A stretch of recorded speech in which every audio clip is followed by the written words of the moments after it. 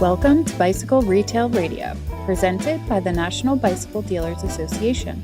This is where bicycle retailers, industry innovators, and advocates come together for real conversations about what's happening right now in bike retail, from cargo bikes to carbon fiber. Each episode explores the challenges you're facing, the opportunities ahead, and the people driving our industry forward. We go beyond the surface to uncover practical strategies, fresh perspectives, and authentic stories from shop owners who've been where you are. Whether you're navigating staffing challenges, adapting to market shifts, or looking for your next breakthrough idea, this is your community.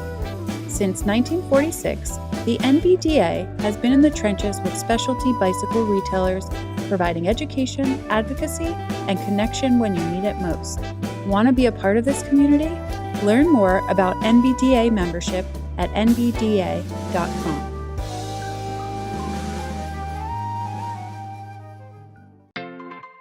Is your bike shop stuck in the same revenue plateau year after year? The NBDA's P2 program is the professional development experience that separates thriving retailers from surviving retailers.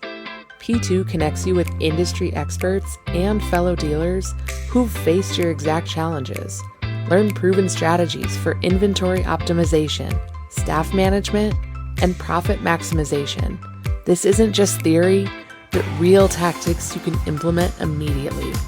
Our members report average profit increases of 15 to 25% within the first year. Imagine what that could mean for your business, your family, and your future. The NBDA P2 program, because your business deserves more than guesswork. Visit nbda.com/P2 to learn more and register today. That's nbda.com/P2. All right, welcome back to Bicycle Retail Radio. Thanks for being here. I'm Heather Mason, Executive Director of the National Bicycle Dealers Association. This is our monthly News Hour podcast powered by Human Powered Solutions. Every month, we break down what's happening right now in the bicycle and e-mobility industry. Human Powered Solutions is one of the most trusted consulting firms in our space. They work at the forefront of bicycle and e-mobility technology. They deal with supply chain strategy, market intelligence, and their team has decades of experience shaping the products, policies, and innovations that define our industry. Today's conversation is one that every retailer, supplier, and industry leader should be paying attention to. We're going to dive into the biggest challenges and opportunities impacting bicycle retail right now. All of the insight comes directly from the Human Powered Solutions Bicycle Business Reporter, which is their, I would say, must-read monthly industry report. If you're not already subscribed, I'd urge you to head over to humanpoweredsolutions.com. We link in our show notes, and you can get their industry report delivered straight to your inbox every month. Welcome, gentlemen. Thanks for being here. Thank you. Yeah, always a pleasure. Always a pleasure. And I always hear from retailers how much they love this episode. So good stuff we bring forward every month. Today's conversation is about how quickly the bicycle industry is changing. It's early 2026, so March, first quarter, and specialty retailers are looking to stay grounded, profitable, and proactive in the middle of this fast-changing environment.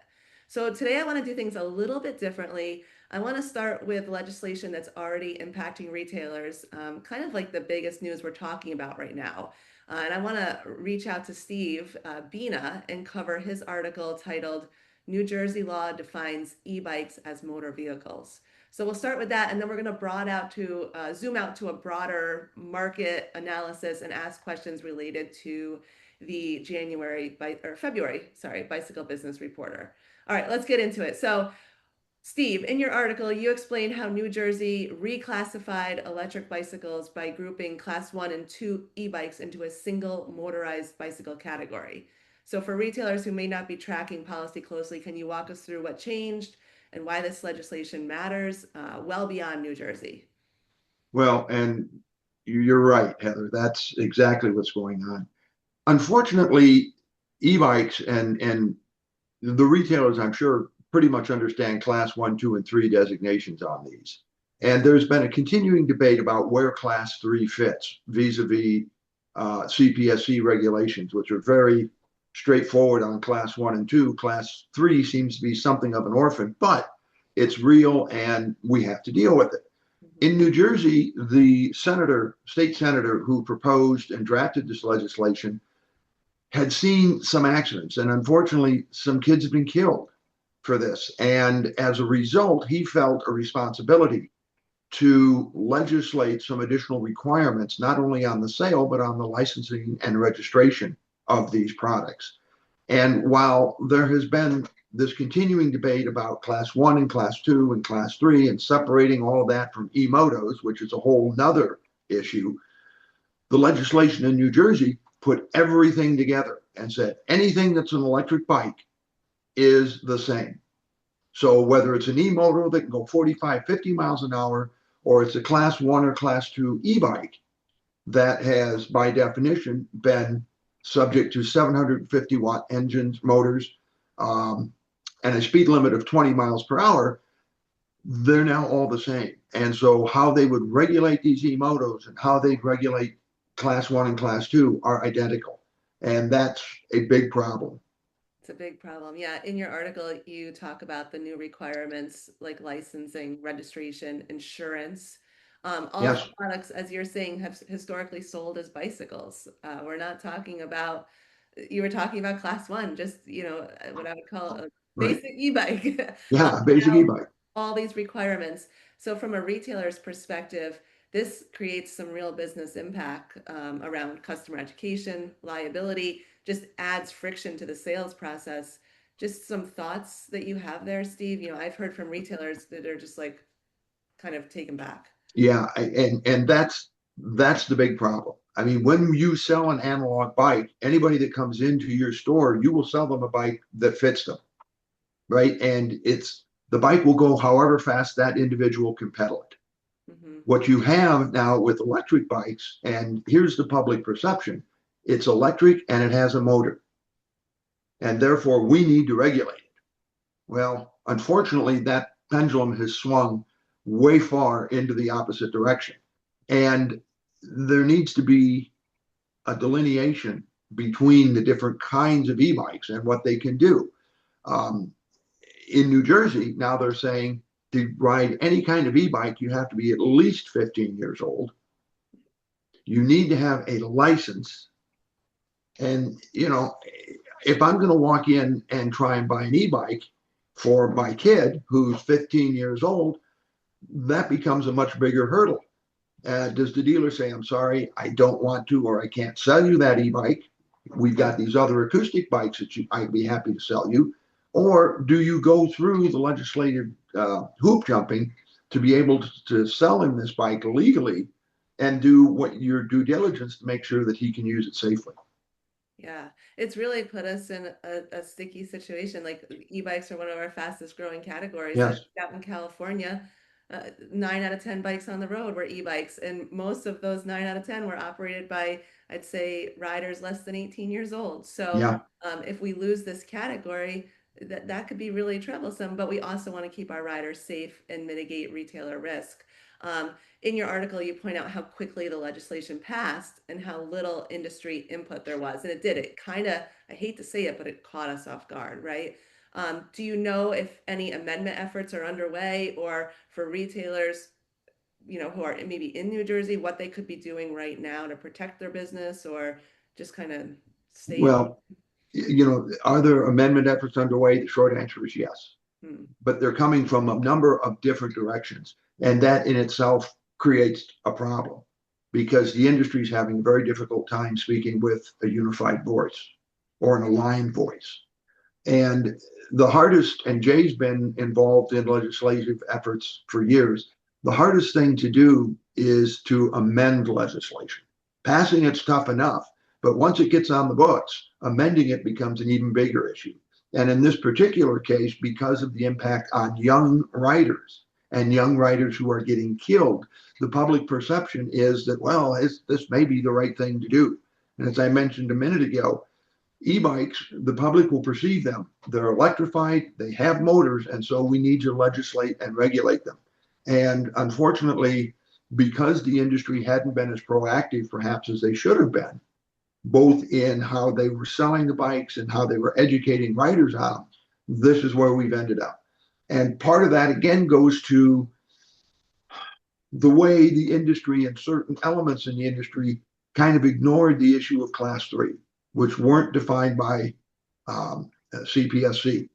And by saying, well, we'll let individual jurisdictions define what a class three bike is, this is how we ended up here. Instead of the industry getting together and saying yes or no, we left it up to individual jurisdictions.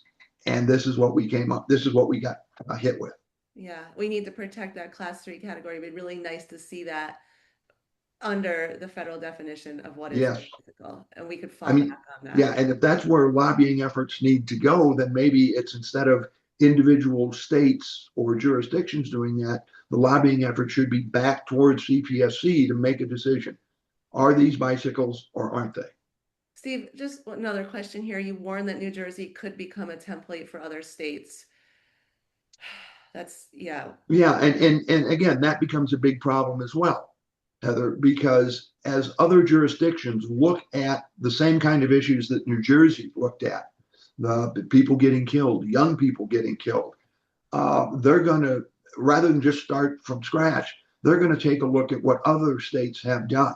And then somebody's going to say, hey, New Jersey passed this law. This is what they've done.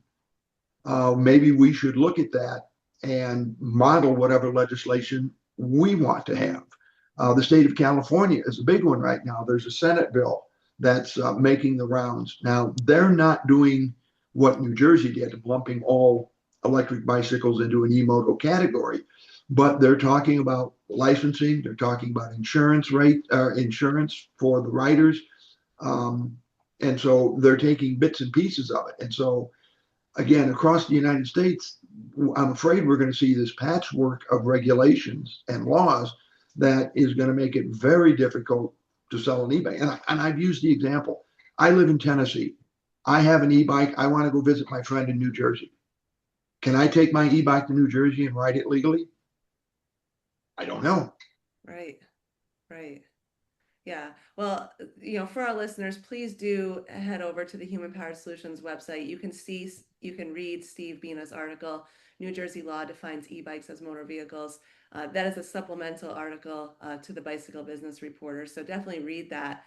Steve, I do appreciate you keeping us so informed. And I do want to let our listeners know that Human Powered Solutions, NBDA, the League of American Bicyclists, and People for Bikes, we are all working, together to make sure that we're getting involved in legislative process to protect the e-bike and e-bike sales and minimize retailer risk. So more to come on that. It's striking that the New Jersey situation is happening, and at the same time, retailers, they're dealing with margin pressure, shifting consumer demand, operational challenges, and those are some of the themes that, for me, when I was reading the Bicycle Business Reporter this month, came through. So what I want to do is, instead of referencing specific articles like we typically do on the monthly news hour, I want to just focus on the big picture, March 2026, for our listeners, and really focus on operational moves that retailers can make based on those articles. So I just want to open this up now to the whole group. Looking at the Bicycle Business Reporter, what do you see as the most important signals that retailers should think about when they're looking at the state of the industry right now? Maybe I'll open it up to Jay to kind of jump us off here. Well, I think that everything that has happened in the past month goes to the issue, to me, of profitability. Mm-hmm.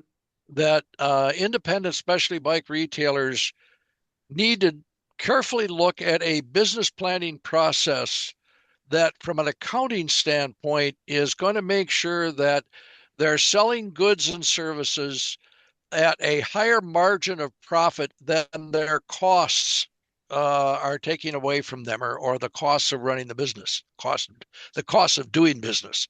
Then this includes the labor, the whole process of working with a staff and making sure that that staff is productive. And I know, Heather, one of your key measures from a profit standpoint is profit and revenue per staff person or per employee.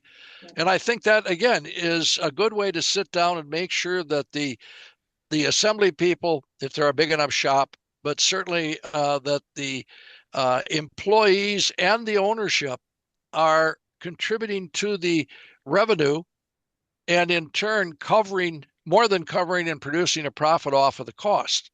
So that being said, we're in an era or a time, and taking tariffs as an example, there's not a lot that a small independent retailer can do about the tariffs that are being added into the cost of goods. So I think you got to look at it from the standpoint of here's the cost of goods. Now, to what Steve's talking about, again, there's not much that right now the independent retailer can do about what the legislation could or could not do to the cost of goods. But you have to watch carefully what's coming across the threshold and what you're paying for to make sure that you can make a profit on that. And if it is unknown as to what profit you can make on new merchandise, I think you look carefully at two other areas. One is service and service labor and what you can do to enhance that category. And the other is used goods, used bicycles, used e-bikes, which are the highest profit. And this gets to, things dealers should really pay attention to. Your last cost of doing business showed clearly that used product, used bikes, were the highest generating, gross profit generating category. And as I recall, 50%. Mm-hmm. Yep. Now we've been told that by James Moore and others that that can run 60%. Yeah, we have, yeah. But on the other side, when we asked the question, how many dealers then were handling, selling, dealing in used bikes, it was 8%, which is nothing to the total of the number of dealers involved. So I think this is where dealers have been too complacent relative to looking at where they need to concentrate the business for profitability. And then the other piece of this, they've been too complacent to rely on the brands and the reps who have said, carry my goods, you'll make a good profit. I think they have to look beyond that and say, all right, what's my cost, my landed cost of goods, and what can I sell it for? What margin can I make on that? And if the math doesn't work, don't handle the goods. Yeah, those are some of the conversations our P2 groups are having for sure, Jay. I always like how you sum that up. I do want to pause here, though. Just last week in Bicycle Industry Retailer News, there was an article that came out focusing on annual bike imports and noting that they've fallen to the lowest number in at least a decade. And so that also is something I wanted to bring up. Thoughts on that article, how retailers should react to that news? What does that say about the state of the industry? If nobody's going to say anything, well, Fred, you got thoughts? Well, yeah, I think the supply side is in the same, different, but the same boat as retailers, where the costs are unknown in so many cases, and they're facing the same dilemma. How do we plan? How do we make a profit? Yes, sell what you can make a profit on and don't sell other things. But with the rapid changing conditions in the marketplace, that's all over the place. There are more unknowns than there are knowns, I think. And so I think, the theme I keep coming back to is to remain very flexible, be able to, on the things that you can control, pivot quickly to market conditions. Planning is essential, but changing the plan also is, I think. Yeah, and I think review that plan every other week if you have to. I would do it weekly if it meant the business. exactly. But look at that plan and adjust, as Fred said. Be flexible. Yeah, it's like I call this like a new normal. So reading the reporter, I thought a lot of articles pointed to we've got cautious consumers, just given the state of the world right now, and we've got this continued margin pressure. And so retailers who are kind of like waiting to see what happens with tariffs or waiting to kind of, see what happens with inventory. These are all like kind of the question marks out there. We're advising our P2 members, stop waiting. We've got inventory levels for most retailers, I think, back to where they should be. So inventory levels have come down and retailers need to stay flexible and able to pivot quickly. And how you were just saying, Jay, look at your plan weekly. That's what we're advising. Make a budget and look at it weekly and see where you're tracking. Running a bike shop means wearing lots of hats. mechanic, buyer, community builder, and marketer. Most shops know they need marketing. The hard part is knowing what actually works. Miso Partners is hosting a bike shop marketing visibility workshop built for independent retailers. In this live 90-minute session, you'll build a 12-month marketing visibility plan focused on what actually gets riders through the door. Seats are limited. Apply at misopartners.com/workshop. That's misopartners.com/workshop.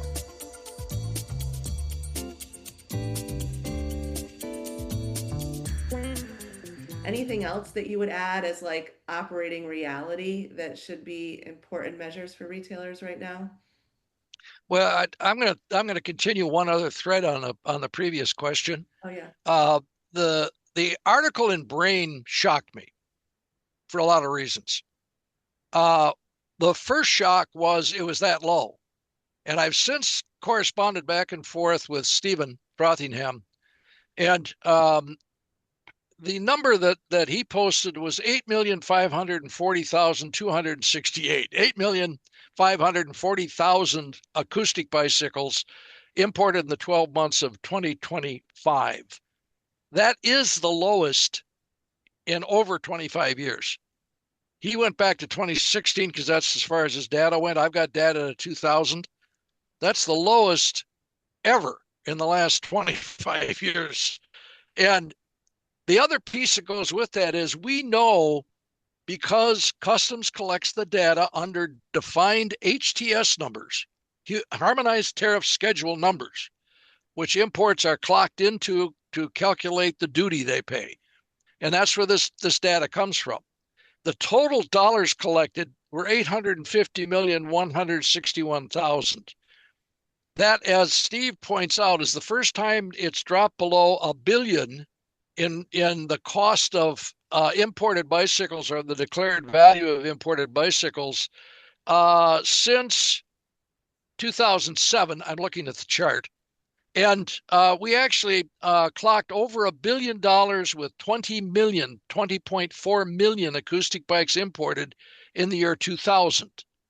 Now let's go to the rest of the market, which is the one we've just talked about, and the one that Steve just eloquently discussed in the detail of what's going on with this plethora of conflicting legislation that is causing us huge problems and potentially will cost us bigger problems in the market. That's an estimate. I'll let that sink in. We don't know how many electric bicycles are imported into the United States. Period. End of story. I don't care who you're talking to and which conference you go to. That number is not known. That is an estimate. There are two organizations that do the estimates now, but I'll leave it at this. E-bikes, according to one of the estimates I have, were about 11% of total imports last year, which means they're the biggest single category that we've got in this business. Now, more data is going to come out. I can tell you that one of the sources that estimates how many electric bikes are imported says they don't collect the import values. All they can give you is the number of units. Okay. The other source, which is the Light Electric Vehicle Association, which we rely on, does give both units and dollars, and they're promising data through Steve Frothingham to Human Powered Solutions this week. Now, this is Wednesday, so I'm still waiting. And the but is important here. We don't know. I don't care what we're told at any conference this month. This industry does not know how many electric bicycles are imported into this country at what value. We are estimating, which is a sophisticated statistical guess. And I'll wrap this up. The industry's all concerned about any number of issues that we have self-created, not the least of which is we haven't gone to the federal government as an industry and continued to pound on them to create dedicated HTS numbers so we can capture this vital information for our industry. We do not know the exact number of either units or dollars, right, related to import value of the highest grossing, fastest growing category that's created the biggest problem legislatively for us as an industry. We do not know how many of those units come into this country on an annual basis. End rant. Jay, I have one more question. Like, how come it hasn't been priority? I think because we have not the same reason. I think personally that the issue of e-bikes has not been a real problem for the industry till now. We've been too comfortable in the way we baked in the process and how we made money. And now we become suddenly very uncomfortable because now we're in a down market, and I'll be blunt, we don't know why. I appreciate all the young people that have gotten into prognostication in this business. I truly do. I've listened to them. I believe they call themselves the Nerd Collective. Yep. And they as a group will be speaking at the same time we're going to be in Las Vegas with the NBDA to the industry. And I'm pointing this out in that what they're offering is conjecture, in my opinion, because they, like us, and this panel sitting here right now, we do not know specifically how many e-bikes were imported at what value into this country last year or any year from the time we've kept records. We are guessing. That, at this point, is part of the root of the problem, where this industry has not focused and spent its resources on lobbying hard to get the vital information we need, the basic facts to run our businesses. And why I think we got too comfortable, Heather, and I think we've got to quit that. And this should be put on the agenda for the industry. If we want alignment, this to me is one of the basic areas to align on. Go to the U.S. Customs, the USTR, the U.S. federal government, and explain, come on, guys, we can't live with this guess, this assumption, these estimates we have to make. The critical information to have, especially yes, when we're dealing with that category. Well, while we're on e-bikes, maybe I'll just check in with Mike here to get Mike into the conversation too. Anything to report on overall safety and regulation with e-bikes right now? Well, it's clear just based on where our conversation today has gone so far is there's a lot happening from a regulatory standpoint, and it's all basically grounded in safety. I mean, the catalyst, if you will, for a lot of this legislation have been injuries and deaths associated with the use of our products, and that's tragic. And that's obviously one strategy for enhancing, the safety and utility of this category of product. So I'm going to leave that to the lobbyists and legislators and the people that are trying to influence where that's going. And my focus always is on technology. Yeah. And my favorite topic, or least favorite topic, I guess, is battery safety. I've been preaching since the year 2000 about the hazards and benefits associated with the lithium-ion battery chemistry that we're currently using to store energy to propel our electric bikes via the propulsion system. And I've been saying for a long time that the pot of gold at the end of the rainbow, the golden fleece, if you will, of the battery technology industry are solid state batteries. And I'm happy to say that we're getting closer. We're not there yet, but we're getting closer. There's a lot of work going on in the industry. I mean, it's not just the light electric vehicle movement that has a lot to gain from the energy dense and power dense chemistries necessary to propel a mobility device. There's many industries that are relying on the development of safe battery chemistries or based safe energy storage methodologies. So there's a lot of initiative, if you will. There's a lot of impetus behind that, and it's making progress. Solid state batteries, the issue has been manufacturing technologies and how do we do it cost effectively and in mass production. And major companies in the world like Toyota are making progress there. So they're there. We're seeing a light at the end of the tunnel. And in the interim, we're seeing developments of transitory technologies, if you will. There's actually a category called now called semi-solid state lithium-ion batteries, which isn't the ultimate, but it certainly is getting us closer. They're safer than the conventional technology that we're currently using with respect to this particular form factor of batteries. So in the sense that there's a lot of focus going on right now with respect to the battery itself, progress is being made, and there will come a time in the future whereby we can dismiss this as being a major issue. But there's additional steps going on beyond just cell safety. I mean, when you think of what a battery pack is, it's a cell, the individual cell that contains the energy, but then there's a battery pack that takes a collection of cells and groups them together and integrates controls and battery management systems and wiring and sensors and all sorts of different features that attempt to enhance the safety of that battery pack aside from the basic chemistry. And there's a lot of work being done there as well.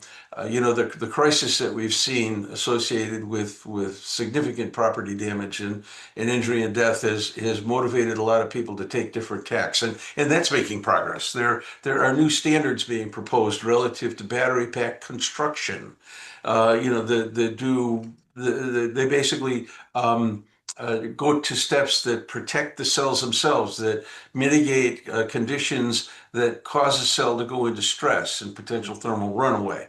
And then there are also provisions being built into these new designs that will mitigate the effects of a single cell failing in thermal runaway. So the point being is there's a lot happening. And it's all good news. There's another dimension to this whole thing as well. There's been a significant focus on better understanding why cells fail. I mean, I've been one that I've been investigating lithium-ion battery fires for 26 years now, and I always walk away from the scene of a fire going like, I don't know, the evidence associated with a battery fire is destroyed by the fire. So there is really little that we can do from a forensic standpoint after the fact to understand what happened. We can theorize it, and we can theorize it till the cows come home. And I oftentimes espouse those theories in the presentations that I make at various trade shows and whatnot. And I think my theories have been borne out based on the underlying technology that we're learning, getting to understand better and better every day. But now there are very, very proactive means going in that are not related to trying to analyze the cause after the fact. We're looking at proactive means of studying the cell construction to find out what are the variables in cell construction that result in a safer versus a less safe battery cell. And parameters are being identified, and the variation from those parameters are being studied such that we now understand what about the manufacturing process is critical and needs to be very tightly controlled. And we're able to differentiate quality batteries from substandard batteries, which allows us to separate those or to select those. I mean, I've been a big proponent all along, and I've always advised clients that have asked me to help them develop battery packs. Stick with a couple of key vendors. I always talk about Panasonic and LG and Samsung and whatnot as being quality vendors. They know how to do it. They know how to do it right. Well, what is it that they're doing right? Well, quality control. Well, what about the quality? Bottom line is, without belaboring this any further, is we're understanding more and more. And we're taking that understanding to design the development and production of these battery packs so that ultimately we will have safer battery packs. But the bottom line is, and the most important message I'd like to relate is the fact that we're not there yet. So in the meantime, everything that we've said relative to being to safety in the shop, advising your employees relative to safe handling and storage and utilization techniques, educating consumers relative to safe battery pack care and maintenance, et cetera, is still just as important today as it was 5 years ago. Because these great things that are in the pipeline aren't here yet. So we have to continue to be very vigilant, very, very conscientious of the fact that, or very conscious of the fact that these packs still represent significant danger. And if they're improperly designed in construction, and if they're improperly treated and utilized, they represent a significant hazard, a significant danger to life and liberty, or life and limb and property and whatnot. So I guess the point I want to make is, don't let your guard down. Continue to adopt all of the guidelines that we've attempted to proliferate relative to handling these things, because they still represent a significant hazard, and sooner or later that will go away. But we're not there yet. And I guess the one last point I'll make, and I'll make it quick, is that the one thing that we've espoused for a long time is the fact that, with regulatory compliance. I mean, we've espoused the importance of making sure that you only buy and sell certified products. And right now, certification in our country is UL. We recommend only buying and selling products that are certified UL 2849, the battery packs UL 2271, because as of right now, that is the single most productive step that you can take to ensure that you're going to have a safe result, both in your shop and for your customers. End of rant, Jay. Yeah, no, I think it's so important because like we talk about safety, we've been talking about it for several years now, and we're not stopping just because it's not in the forefront right now. We might be talking about e-motos. It doesn't mean we're not still addressing safety, and it should be something that every single retailer is communicating to their customer daily. So I appreciate that, and it's interesting always to hear from you talking about what's happening with technology and how we are making strides. Some of the articles in the Reporter discuss this changing market demand for e-bikes. What are we seeing there? Is there any signs that retailers should be watching for to understand, like, has e-bike demand changed in their market? I'm hearing from retailers that the sub 2000 category is really hot. Anything that the group wants to report here on just changing e-bike demand? Well, I think you've got a changing demand at retail across the board because demographics have shifted in this country and in Europe. And you've got a younger audience. We're dealing with younger people who are coming into the marketplace that have less money to spend. For instance, we've covered in articles over the last couple of months the fact that younger consumers don't want to spend the money, don't have the money to buy a car. The average price or average cost, and it may have gone up since the last time I looked, average cost of a new car in this country is $50,000. Yeah. Average cost of a used car in this country is $25,000. So e-bikes become a means of transportation for many people, as do acoustic bikes, new or used. So there's a big shift in what consumers will spend and want, coupled with the fact that there is a growing number of that younger generation that don't want to own a car. They are simply not going to, neither can they afford it, nor if they can afford it, do they want to buy them, because they simply want a different lifestyle than their parents. So all of that is grinding and tumbling through the customer base. So I think the simple thing for a bike shop, and I've always believed there are methods a bike shop can use, is from time to time get together with your customers, invite them in either for a ride, and then after the ride sit down and ask them questions. What do you want to buy? What are you looking for? All the basics that go with your business. How much you want to spend? How much you want to spend on service?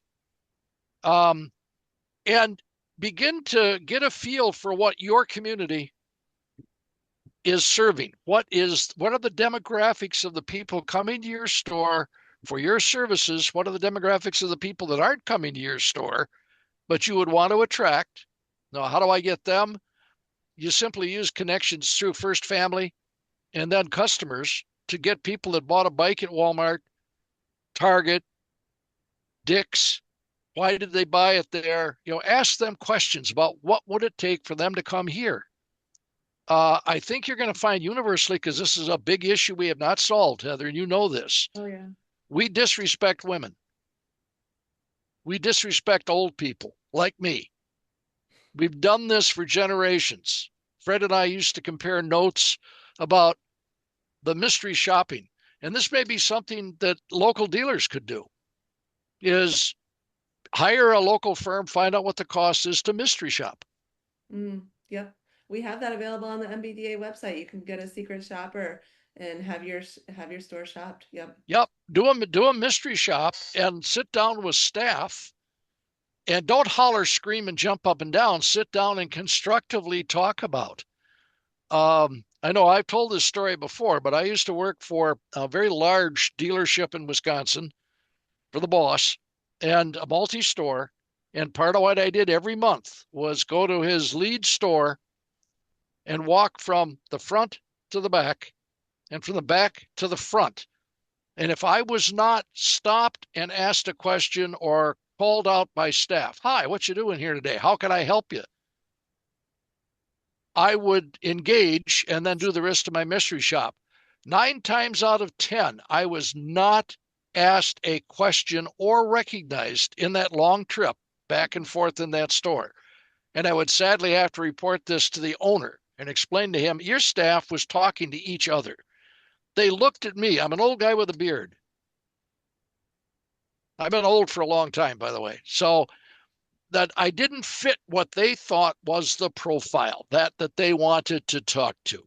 Yep. And that goes on the same thing as I said. We disrespect women as a gender, and we simply and it's not a matter of pounding on staff as much as it explain, guys, look, I can't keep you on the payroll at these higher costs if you don't start earning more. Earning more is dependent upon how you recognize customers, talk to them. You'd be very surprised at who would and could be a customer in your store. So I'm sorry to go around a couple of different ways with this, but it still comes back to the basic issue of talk to your customers, find out what shifted in your community, and don't presuppose that you and your employees represent the market. I like that, Jay. There's lots there for retailers. It's making me think about like there's the fundamentals of running a shop, just like Yeah. that like secret shop. And so I want to bring Fred in because a lot of the themes of the articles and the conversation we're having right now just is retail operations. It's Francis, and I've got a quick question. Have you registered for Summit West yet? Because March 16th is coming up fast. The NBDA Retailer Summit West is happening soon at the Plaza Hotel in Las Vegas, and spots are filling fast. If you want to be in the room where breakthrough strategies are shared, where real challenges get solved, and where meaningful connections happen, it's time to register now. 2 days, 7 focus areas, countless opportunities to learn from the best and network with peers who get it. This is your last chance to join the movement. Registration closes soon, and you don't want to be the store that missed out. Plus, don't forget to book your room at the Plaza Hotel when you register. Head to NBDA.com right now. Retailer tickets are $250, with members only paying $200, and you save $25 for each additional person from your team. Don't wait. Register for Retailer Summit West 2026 today at NBDA.com. See you in Vegas, March 16th and 17th. Fred, where do you think retailers most often underestimate when it comes to running a profitable bike shop? Like, we think we can just turn the open sign on, have some inventory, sell it, and we're going to make money. Like, just, it's kind of an open-ended question, but anything that comes to mind there? Well, I think it's easy to have blind spots in your business and things that you thought you had handled that aren't quite handled the way you thought they were. And so I think, a couple of themes came to mind. Maybe they underestimate their overall cost structure. Maybe there's the alignment between your payroll costs and the number of hours worked. Maybe there's wiggle room there. Maybe you're underestimating that cost and payroll specifically. Maybe they sometimes underestimate the importance of the in-store experience. Like Jay just referenced. I think when some of the suppliers started buying or starting retail stores, and I think Jay and I went to one, and were never talked to, both of us, and I wasn't as old as Jay, but I was kind of older and so was Jay and ignored, so am I really concerned about brand A or B, a company store outperforming an individual store retail? Well, no, I think it's all the same thing. And I think an observation I'd make is um, you retailing in general, just all categories, is horrible at this kind of stuff. The bar is really low for what people who shop get in terms of staff and support at a lot of retail stores. So it's not like we have to reinvent everything. We can make huge advancements doing small things like just greeting people. And yeah, how many stores you go to where you're ignored, in other industries. So I think, and then I think maybe they, since I'm just coming up with a list here, maybe underestimate owner and management attitudes and the impact that has on your staff and impact that has for setting a tone for the store. And your customers begin to see that. You can sense going into a store whether it's a happy place or it's not. And I think that's almost job one, is to create that happy space so that customers and staff alike like being there. I mean, I find myself sometimes, what do I want to do today? Well, I want to go have some fun. Sometimes I'll go to a store to have that fun, that bike shop, to talk to people, to see new things. That I think that's it's a goal anyway, that maybe you underestimate the importance of just the overall vibe of your business. It's Yeah. so I think that's kind of my list. It's so important. So for our retailers listening, like, don't make the assumption that everyone's getting greeted, in a fantastic way. Don't make the assumption that your sales process is dialed. We can never stop staff training. We can never stop, like, just thinking about those fundamentals of our business. I was in a P2 meeting just this weekend in California, working the retailers through, like, financial planning, sales, staff training, where we're leaving pennies on the floor and we can grab extra margin. And then at the end of our meeting, we started talking about just inventory. And I did want to bring that up too, because I noticed a lot of articles touched on aging inventory and how it ties up cash. And just maybe from an operational standpoint, if you gentlemen wouldn't mind, like, presenting what you think is a healthy mindset that retailers should adopt around aging inventory. Like, we've seen Trek put out like 180 days. You shouldn't have an inventory, no birthday inventory, nothing over 180 days.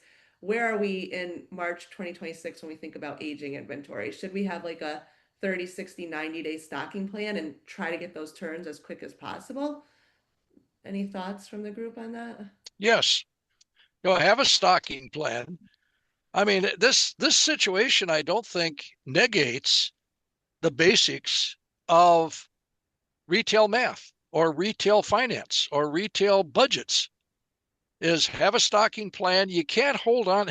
Inventory that you hold beyond a certain point is going to go negative because it costs you an overhead cost every month to keep that inventory on your shelves, to own it. You're paying interest on it. There's heat, there's electricity, there's overhead that goes to being absorbed by the inventory. And you eventually get a point, if it's there too long, you go negative. You can't sell it for what you've got in it to make a profit. So I think you've got to have a stocking plan. And it goes to this new used or the circular economy. When does something become used? Well, it's after first sale. And you go through the process of reacquiring it, bringing it back in, goes on as inventory, and now it's got a different value. So you can't do it with inventory other than watch that inventory carefully. And at a certain point, you're going to look at it and say, that's going to start going negative on me. I'm going to sell it and get out of it. And what do you got in it? So what's the sale price to make sure you move it? Yeah. Yeah. Well, and Jay, Now, the other thing you talk about the cost of holding that inventory. The one thing you missed is opportunity cost, because you've got capital tied up in inventory that now you can't use to for get something else. something else, right? And a lot of people that completely escapes them, and that is a big issue. Well, it goes with consumer taste change. Yes. Stuff that's in inventory, some of it's there in the total of the retail world. That's there, Heather, because taste changed. Okay. You know this in fashion. Mm-hmm. You know, there's things that you and your daughter will go to shop that you would have bought 6 months ago that you won't buy today. I may over exaggerate, but you know what the example is. Yeah. That's because the taste changed or the fashion changed. And Steve's right. Opportunity costs. You don't want it to sit there that it gets so old that nobody ever wants it anymore, unless it becomes an antique. Yeah. That's true. It's Well, true. and that's the thing that catches a lot of people in my experience is that, yeah, we try to move the older inventory, but the way to do that is reduce the cost, and the overall impact on your overall margin can be devastating. If you're unloading too much stuff at a discount because you just have to move it, which you do, and it impacts your margins below your cost of doing business, that's a death spiral, and that's not good. So No. not overstocking, I guess it's easy to say and not that easy to do sometimes, but try to minimize that as much as possible is what I've seen. Yeah, But a that's right. valid, Make a it a valid volume. point, Fred, but that's got to be part of your business plan too. You really need to look at your inventory and decide what is it that I've got to blow out and make that part of your operating plan as well. Well, and It's a fine I'm line. sorry, Heather. Yeah, I was There's just a gonna say, it's a fine line. It's hard. It is. There's a dealer in Dubuque, Iowa, and I know his daughter came up to me at the Cabda show in Schaumburg and let me know that she and her husband had just bought the store. But her father, and I'm trying to remember his name, but the example is her father had 2 shifts that worked the store. He broke his employees up into 2 groups because they kept evening hours and did it very successfully in selling. Each shift had goals by the day for what they would sell and what inventory they would move. Mm. And now that's an extreme. And Fred may remember this example too. The dealers in Dubuque, Iowa. But at any rate, this very unusual, I've got goals, for each shift by the day. So that when you went through a week, if they didn't meet goals, you could sit down and say, come on, guys, you didn't meet the sales goals. You didn't meet the inventory objectives. It was very productive for him because he got his staff directly involved. The other thing he did as a team, he spiffed them. Yep. So you didn't make the spiff if you made the dailies or the weeklies, but if your team made the goals, then the whole team was given a bonus.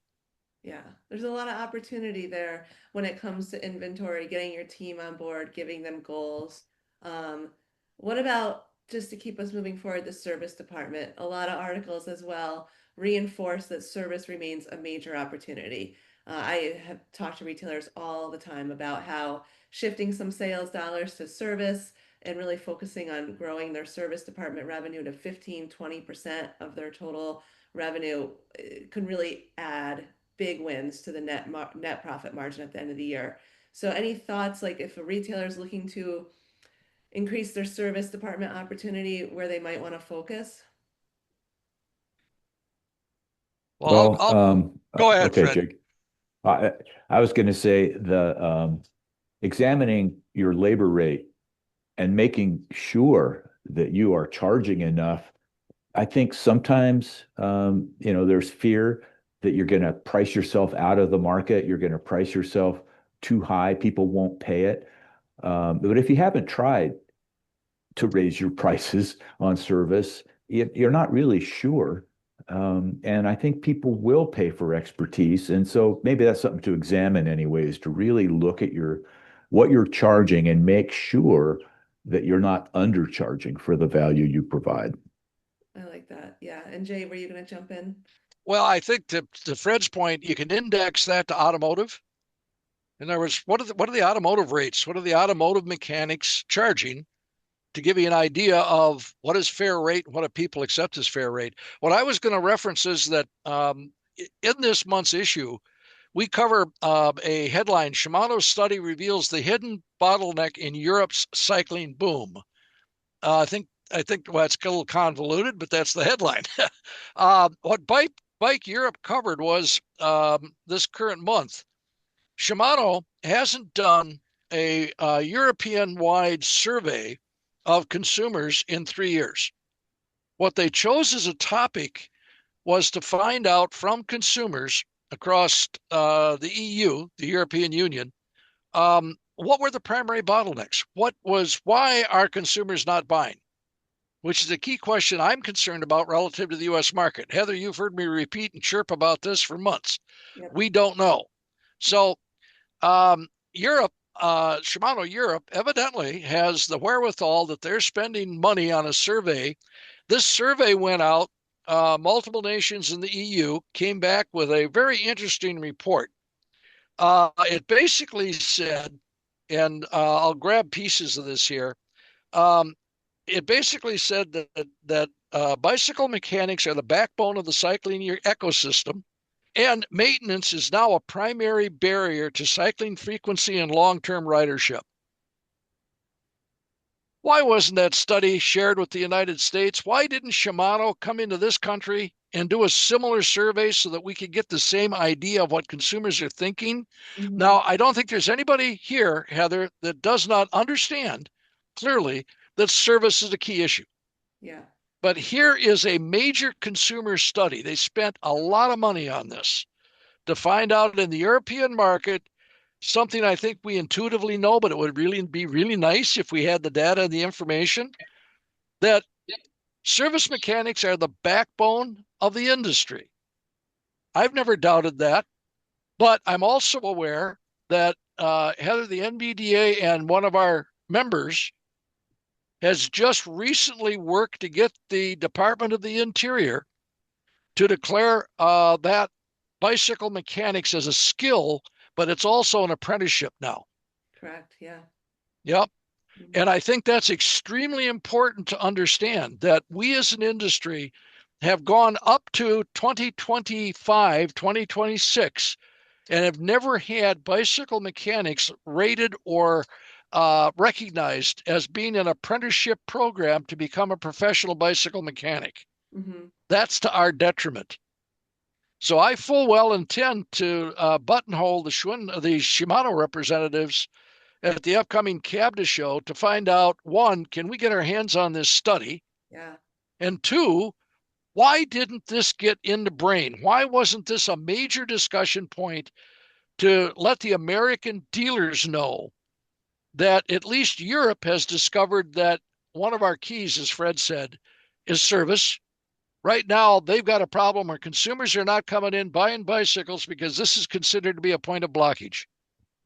Well, let's get that. Consumers can't get service. Let's get that report, Jay. I'm making a note right now. Let's get it. Let's share it out.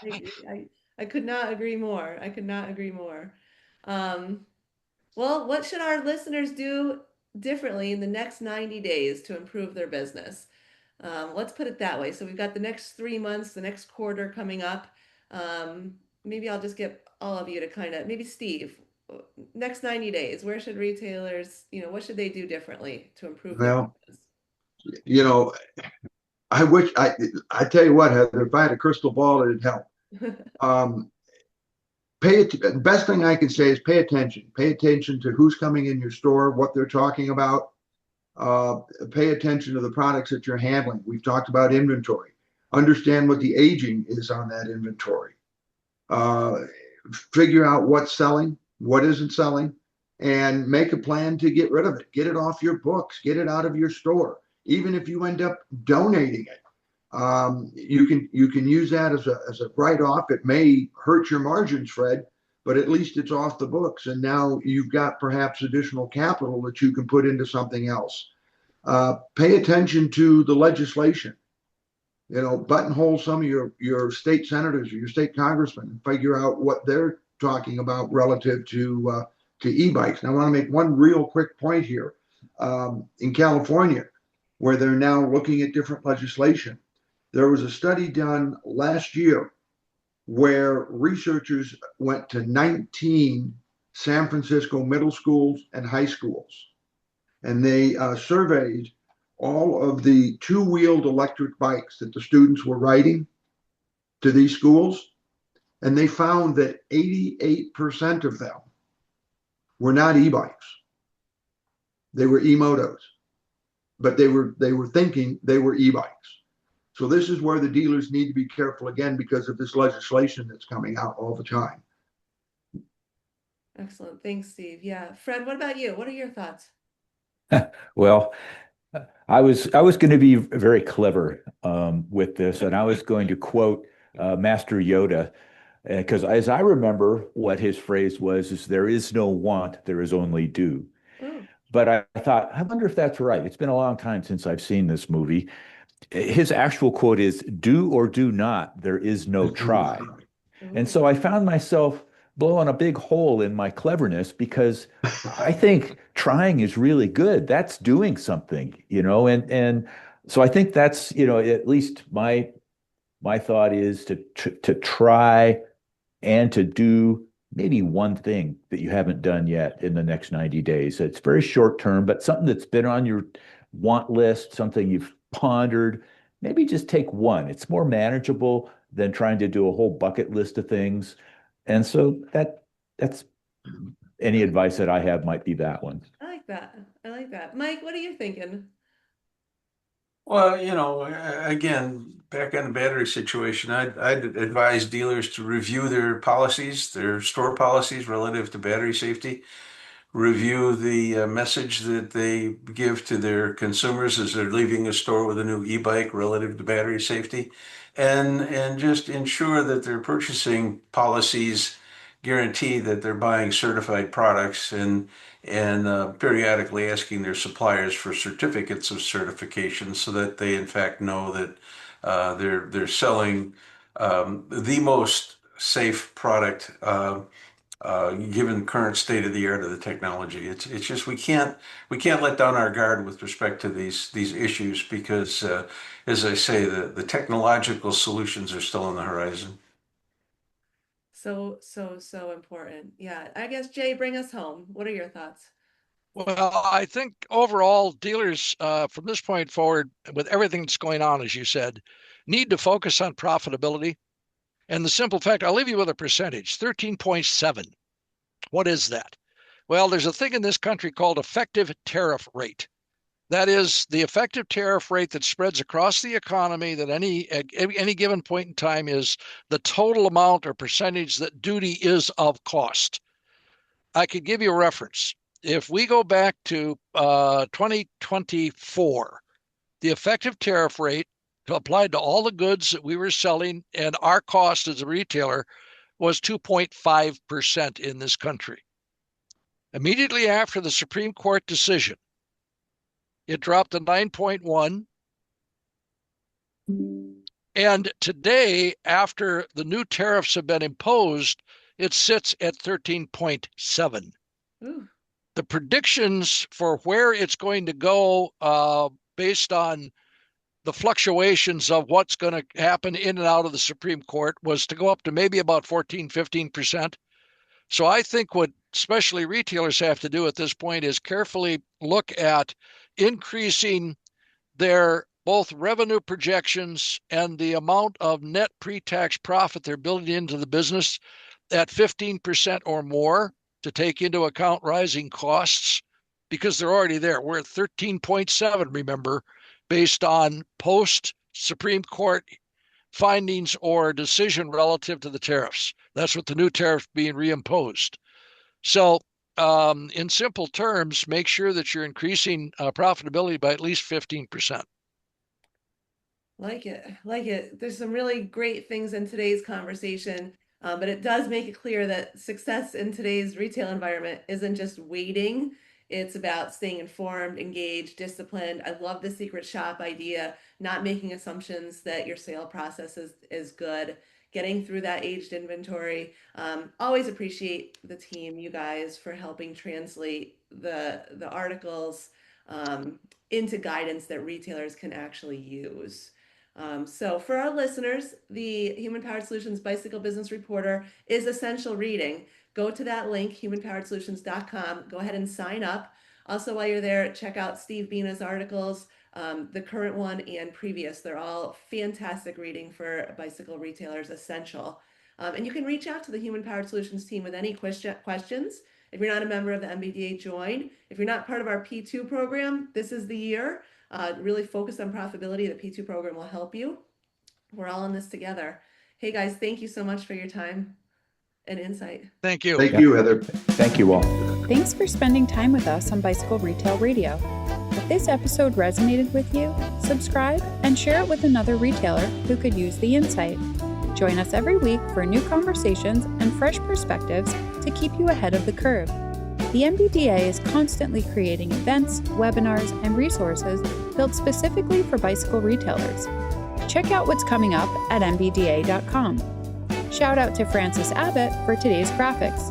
Interested in sponsoring an episode or know someone we should talk to? Head to nbda.com. We'd love to hear from you. Until next time.